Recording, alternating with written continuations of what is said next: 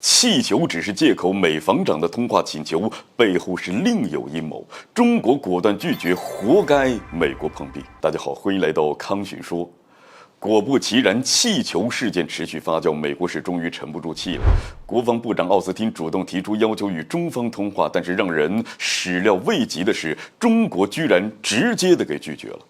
首先，我们需要清楚一点，美国防长为何主动寻求与中国通话？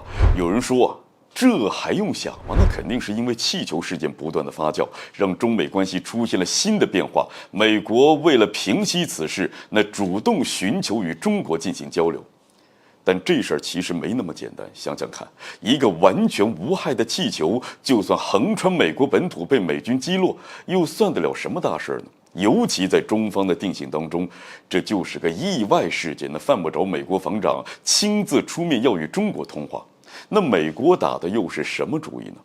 美国这次主动寻求通话背后确实隐藏了另外一个阴谋，那就是紧盯台海，为麦卡锡的行程摸一下中国的底。其实说起来，美国现在的反应恰好证明了我们之前的出招是起效了。之前针对气球事件，我国国防部是说了一句话：保留使用必要手段处理类似情况的权利。这话意思很明显，如果美国的飞行器或者其他什么东西飞到了中国的领空，那就对不起了。我们也可以学习美国，那是直接击落。那在美国人眼里，这句话的暗示意味就很足了，那很有可能就是在针对麦卡锡的窜台计划。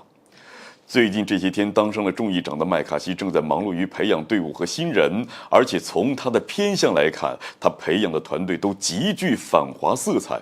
环球网用了一个词儿来形容这个团队成员，叫做逢华必反，可见这个团队那就是为中国而准备的。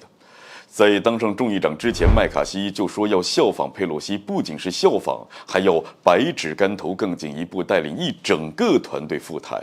那现在这个培养团队和提拔新人的动作，那就是别有深意了。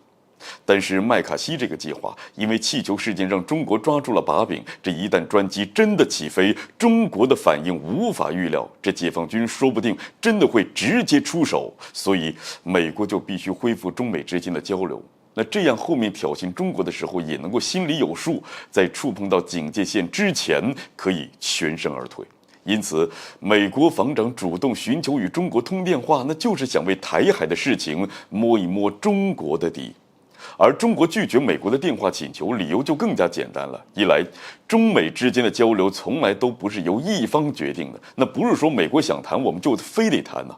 近期美国是频频出招，拉拢韩国、菲律宾来对付我们，恶意满满。再加上这次击落中国气球错在美方，我们跟美国还真没什么好谈的。那二来呢，美国想要恢复交流的根本目的是为了麦卡锡的行程做铺垫，这种危害我国主权的事儿，我们更不可能答应。